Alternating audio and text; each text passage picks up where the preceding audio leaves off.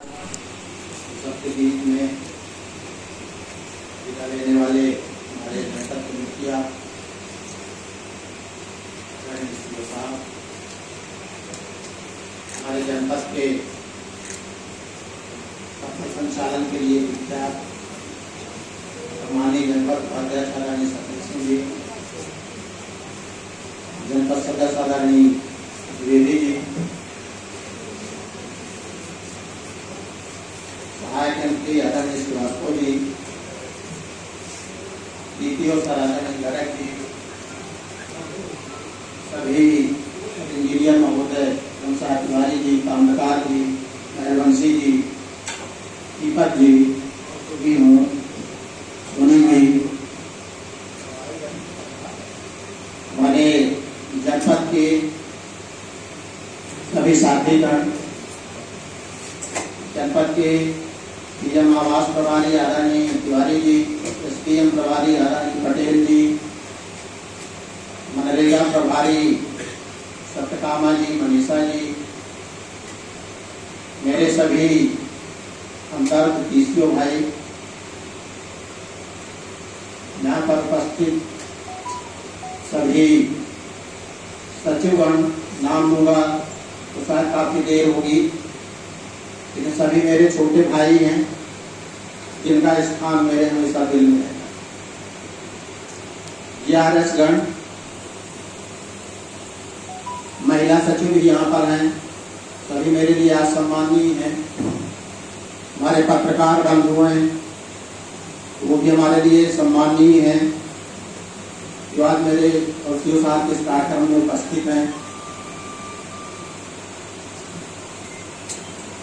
हमारे जनपद स्टाफ के आदरणीय मिथिलेश पांडे जी, डीबी शुक्ला जी, मैं सभी का नाम शायद लूंगा, कोई ना कोई रह जाएगा। मैं सभी को आदरणीय के नाम से जानते हुए और पुकारते हुए अपनी बात को प्रारंभ करता हूँ।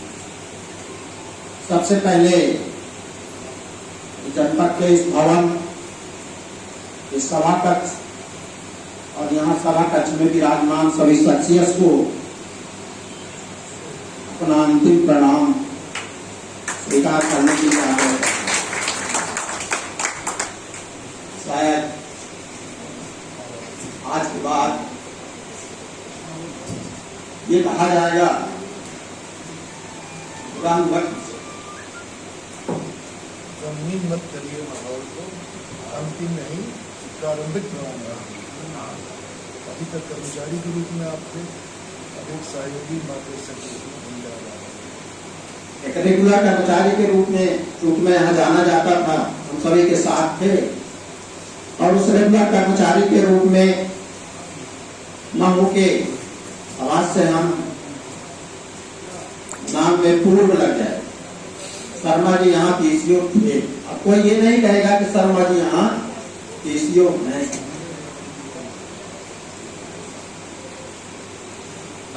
कुछ लेट होती है परिवार को छोड़ने में।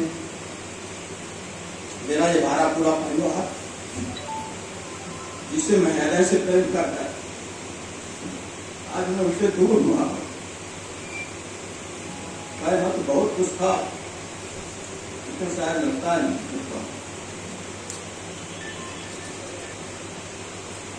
हर सब कोई मेरे को हृदय से प्रेम किया, स्नेह दिया, सम्मान दिया।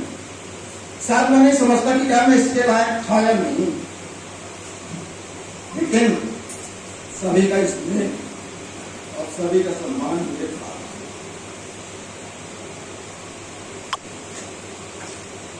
मेरे पीसीओ में सके जो मुझे बड़ा मानता नहीं,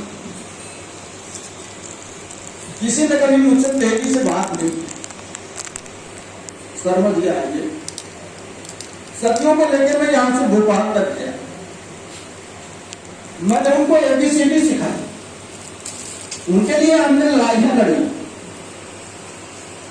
आने वालों को पहचान एक पीसीओ के रूप में जो हम चेहरा में जाने जाते थे, और उस पीसीओ के रूप में एक third class employ Madhya Pradesh का प्रति वर्ग का कार्यपालिक कर्मचारी और इस तृतीय वर्ग का कार्यपालिक कर्मचारी की हैसियत से पूरे जिले में अपनी पहचान बनी हुई। हमने हर संगठन के साथ मिलकर लड़ाई लड़ी, बहुत सारे अन्याय हुए, लेकिन उस अन्याय को हमने बर्दाश्त नहीं किया। उस अन्याय के लिए हम लड़े, लोगों को इकट्ठा किया हमने, अनुशासित तरीके से, गलत तरीके से नहीं। हमने उसका विरोध किया कि यहाँ पे गलत है तो यहाँ पे गलत नहीं होना चाहिए। बहुत सारे संगठनों के साथ हमने काम किया, उनसे अनुभव लिया। एक बार की कहानी बताते हैं।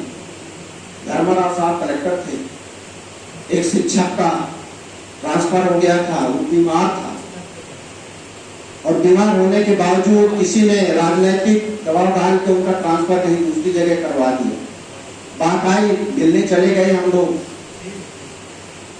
धर्मराव साहब ने 5 लोगों को इंटरव्यू के लिए बुलाया, लेकिन जब अंदर गए तो 8 लोग।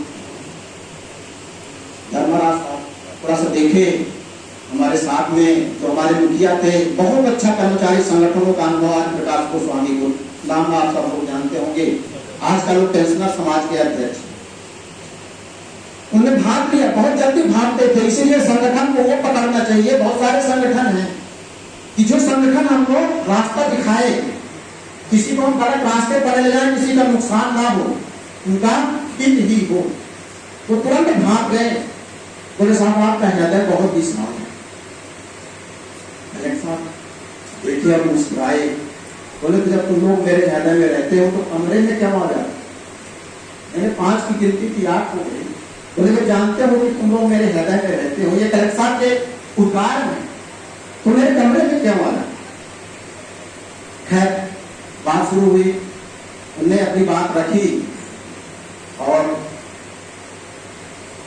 कलेक्टर साहब से मुंह से निकल गया कि क्या बताएं, फलाने ने ऐसे फोन कर दिया। मतलब एक राजनीतिक प्रेशर, बड़े नेताओं का, मंत्रियों का दबाव उनके पास आया। उन्हें उसको बोलिए नहीं देते थे शिक्षक की मार, उन्होंने कर दिया। साहब अब इसका हो क्या?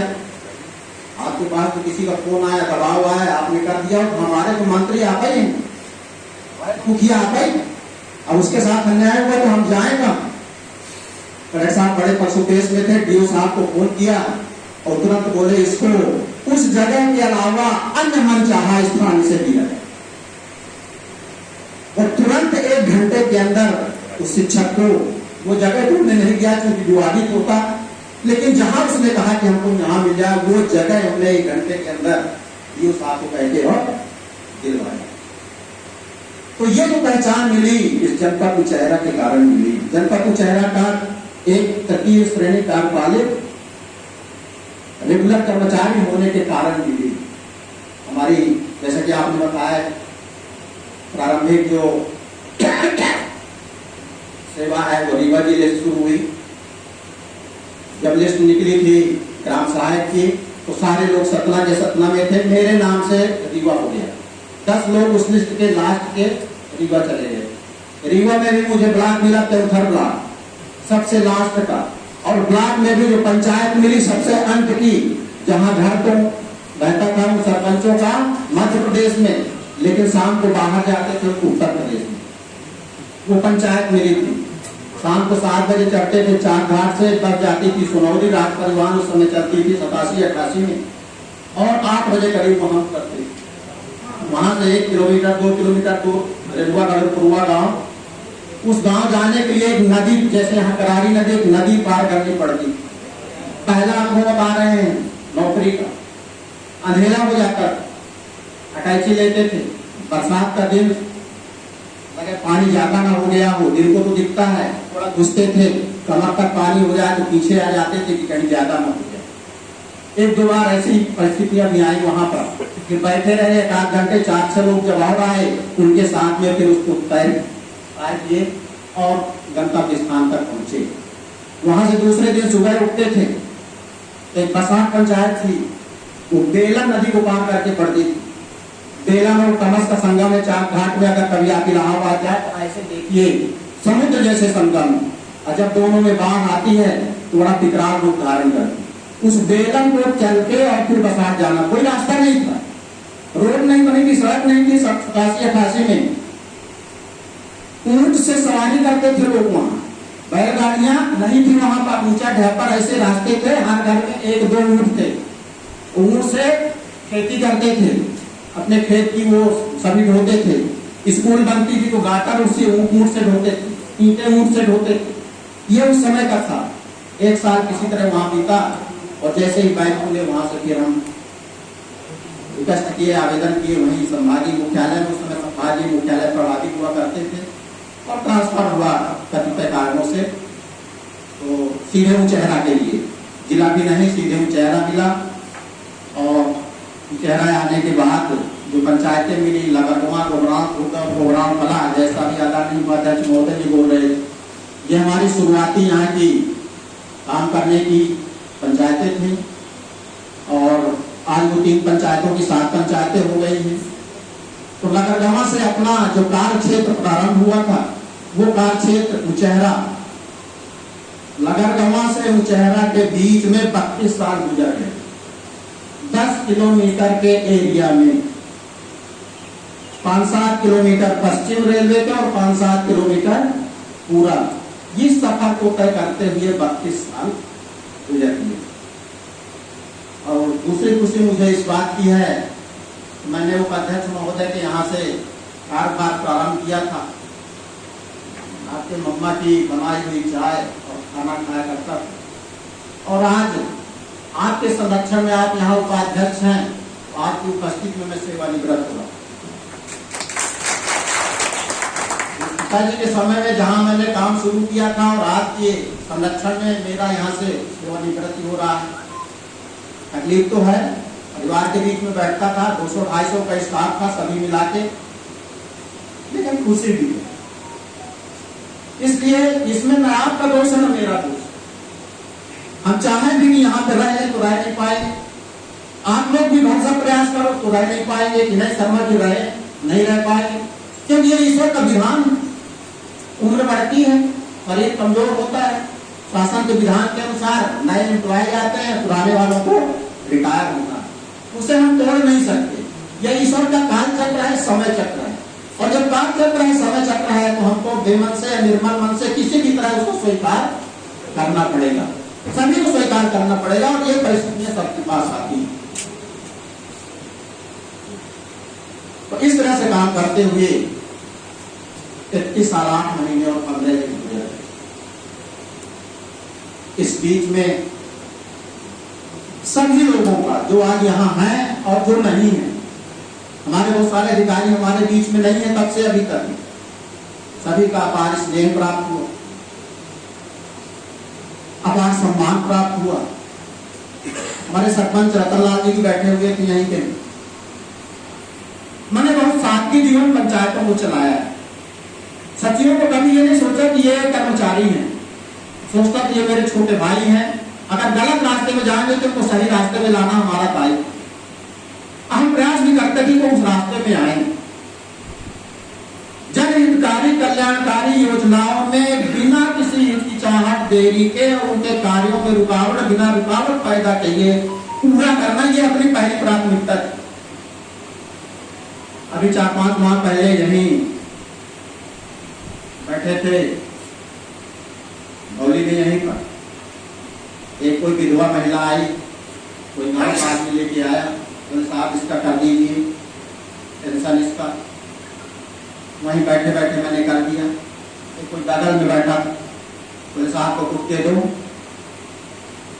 उनकी चाहे पहले से प्लानिंग रही हो, वो 200 रुपए निकाला और मेरे को ऐसे हाथ में लाया।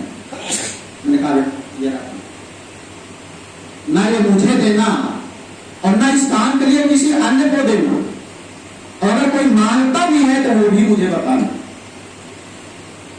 एक विधवा औरत जिसका भी 2-3 महीने पहले आदमी खत्म हो गया हो, लेकिन वो भी इस तरह से भावना से आते हैं, शायद ऐसा होता होगा, शाम मांगते होंगे, लेते होंगे, दे दे हमारा काम हो जाए, ऐसे लोग होते हैं। सचिव भी इर्द-गिर्द वहीं कहीं थे, हमने उनको बोला भाई जरा ध्यान रखा करो और इनको ये आदत न पड़े कि हमको फार्म में दस्तखत करवाना है तो पैसा देना। आप लोग भरोसा नहीं करेंगे, लेकिन जो सचिव मेरे क्षेत्र में रह चुके हैं शायद तो जानते हैं, मैंने कभी किसी से 5 रुपए की आशा नहीं। ईमानदारी से कोई कहते कि शर्मा जी ने कभी 5 रुपए पेट्रोल डलाने के लिए पैसा लिया हो, अब कोई सरपंच ये नहीं कह सकता है कि शर्मा जी ने मैंने 5 रुपए घूस दिया है। 33 साल की सर्विस में कोई भी सरपंच ये नहीं कह सकता है डंडे की जोक में। रतन आदि बैठे हुए हैं, इनके आने में 3 साल रहा हूँ, अगर हम ब्रजभान से बैठे हुए हैं गरौली के सरपंच, रतन आदि बैठे हैं, बताइए।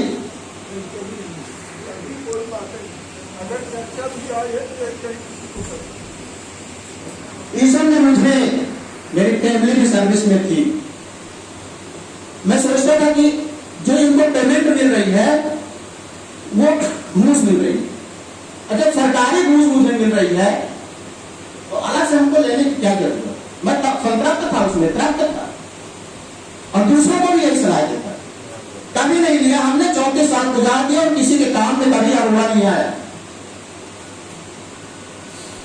लेकिन खैर आप लोग भी जानते होंगे, मैंने हर क्षेत्र में सभी का सहयोग किया है,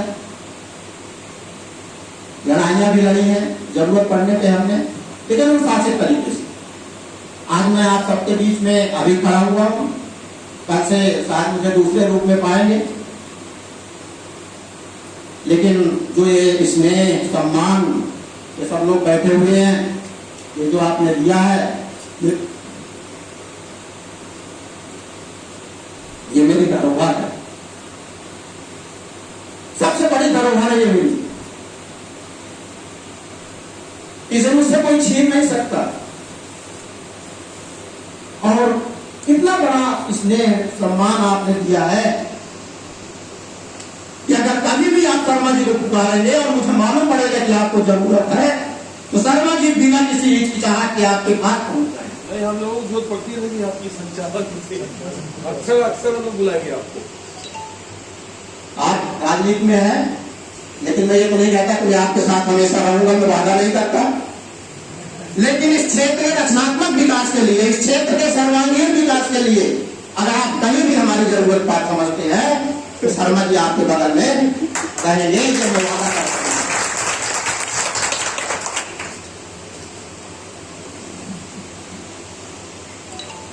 दो 4 साल मेरे जो बचे थे अभी इधर, मैं सोच रहा था कि सबके साथ मुझे इस तरह से रहना है। कोई मुझे छोटा सा भी काम बताए तो मैं उसका काम करूं, उसको ये ना कहना हो कि शर्मा जी को हमने ऐसा कहा तो शर्मा जी ने ये काम नहीं किया।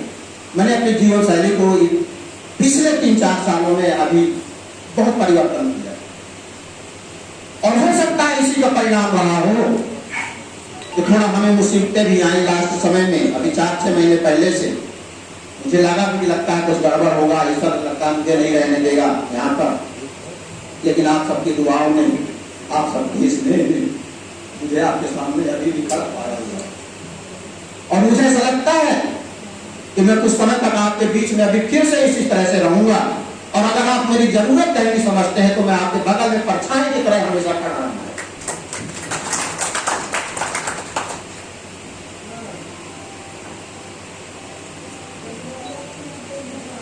सचिवों के लिए एक चीज कहना चाहता हूं, उम्र थका नहीं सकती, ठोकरें गिरा नहीं सकती, अगर जीतने की गिरा है तो परिस्थितियां हरा नहीं। हिम्मत रखिए, नौकरी कोई छोटी नहीं होती। हमारी भी नौकरी ऐसी थी, और 2 साल बाद ही ग्रेजुएट वेतनमान हो गया था। जब हम भोपाल में धरना देते थे, मुझसे बहुत सारे लोग कहते थे आप सचिवों के पीछे क्यों पड़े हो, सचिवों की मांग को क्यों रखते हैं। मैंने कहा अगर सचिव आप 4,000-6,000 पाते हैं, बहुत सारे लोग जानते हैं, अभी हमारे कंप्यूटर लोग बहुत सारे लोग गए थे, मैंने मंत्री जी से मिलवाया था, निखिल थे वहां पर, पंचायत मंत्री जी थे कमलेश्वर सिंह। मैं वहां उनसे कहा करता था कि आप ये बताओ कि मुझे अगर 10,000 वेतन मिलती है और सचिव की अगर 11,000 हो जाती है तो मेरा नुकसान क्या हो। बोले क्यों, आपका जूनियर है, आपसे ज्यादा वेतन पाएगा, आपका नुकसान की बात करते हैं। मैंने कहा नहीं, यही आपकी सोच गलत। सचिवों का प्रमोशन अगर पीसीओ में होना है तो प्रमोशन तो होगा पीसीओ में। अगर वेतन वो 1,000 हमसे ज्यादा पाते हैं तो कल हम कहेंगे भैया इनका प्रमोशन होता है पीसीओ में और वेतन कम पाते हैं, तो सरकार को हमारी वेतन अपने आप बढ़ानी। तो नीचे वाले को ऊपर उठाओ ऊपर वाला अपने आप होगी। अगर ये सिद्धांत आपने पढ़ लिया तो जीवन में कभी असफलता हाथ नहीं लगेगी। बहुत सारे कर्मचारी संगठन एक दूसरे का विरोध करते हैं, लेकिन हमें विरोध नहीं करना चाहिए। अगर हम उनके सपोर्ट में खुल के कहीं बात नहीं करें तो हमें शांत रहना चाहिए, चुप रहना चाहिए, लेकिन विरोध नहीं करना। ये गणित है, लेकिन बहुत सारे लोग करने लगते हैं। हम उनके सपोर्ट में रहे, सब भी बढ़े ना, उनकी बढ़े कल हमारे भी बढ़ेगी। आप नहीं बढ़ रही तो किसी के नहीं बढ़ रही, बीए भी नहीं मिल रहा, इंक्रीमेंट भी नहीं मिल रहा। उनको पेंशन मिलती है, यहाँ 2005 से पेंशन बंद है, लेकिन इसके लिए सबको लामबंद होना पड़ेगा। अपने हक के लिए लामबंद होना पड़ेगा। मैं जाते जाते आप सबको शिक्षा देना चाहता हूं। 2005 के बाद के जो कर्मचारी हैं, मैंने अपनी शक्ति को कहीं ना कहीं बतानी पड़ेगी कि नहीं, हमको पेंशन चाहिए। यह उपहार नहीं है, ये काम करने के बाद शेष समय जीने के लिए हमारा जीवन यापन। तो मैं बहुत अधिक नहीं कहना चाहता हूं। बहुत अच्छा लगा आज का ये आयोजन, जिनने भी आयोजन किया मैं उन्हें धन्यवाद देता हूं। ऐसा आयोजन वो हमेशा करते रहें, और ये जो मुझे मिली हुई है खाती, इसे मैं संभाल के रखूंगा।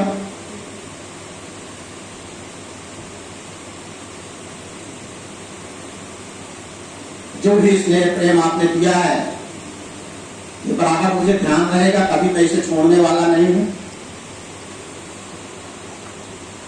और अगर कभी भी आप जरूरत पाते हैं मेरी, तो निसंकोच आप मुझे कह सकते हैं, मैं आपके साथ हर जगह रहूंगा। आने वाला समय, समाज बदलता है, आज हम आपके बीच से जाएंगे, निकट समय में दूसरा समाज हमें मिलेगा, और वहां के लिए हम सबसे युवा पेंशनर कहे जाएंगे। यहाँ के लिए हम सिटीजन है, सबसे ज्यादा सिटीजन, लेकिन जहां हम जाएंगे वहां सबसे युवा पेंशनर कौन है? शर्मा जी। ये कभी आ जाएगी, तभी उन्होंने गिनती हमारी होगी, घबराने की बात नहीं है। अभी हम सिटीजन नहीं हुए, और उस युवा पेंशनर के साथ में हम आप लोगों के साथ फिर कहीं ना कहीं मिलते रहेंगे, आपकी जरूरतों के लिए, अपने हक के लिए, सभी के लिए। मैं ज्यादा समय न लेते हुए बस इतने कहूंगा, आपके लिए दुआ मांगूंगा। ये सुबह जितनी खूबसूरत है, ये सुबह जितनी खूबसूरत है, उतना खूबसूरत आपका हर पल हो, और जितने खुश आज आप दिख रहे हैं, उससे भी ज्यादा आने वाला कल हो। आप सभी के लिए मेरी बहुत बहुत शुभकामनाएं। भविष्य सबका अच्छा हो, ये जनपद हमेशा उत्तरोत्तर प्रगति करे, वृद्धि करे, हमेशा इसका नाम हो। मुझे भी खुशी होगी कि मैंने 34 साल यहाँ पे बिताए हैं। ये जनपद इस तरह का है, यहाँ के कर्मचारी ऐसे। अगर सही में कहें, यहाँ का कोई भी कर्मचारी काम चोर नहीं, थोड़ा कम हो सकता है, 5-10% काम कम कर सकता है, लेकिन इनमें इतनी क्षमता है कि वो दूसरी जनपदों से कम समय में और ज्यादा परिणाम ला सकते हैं। इतने हौसले वाले यहाँ के कर्मचारी। मैं सभी को, चाहे वो यंत्री हो, हमारे पीसीओ भाई हो, सभी से मैं अपने लिए सादर प्रणाम। आने वाले कल के लिए सभी के बीच में रहूंगा। जो स्नेह प्यार आपने अभी तक किया है, वो आगे भी मिलता रहेगा। इसी आशा के साथ मैं अपनी बात को विराम देता हूँ। धन्यवाद। जय हिंद।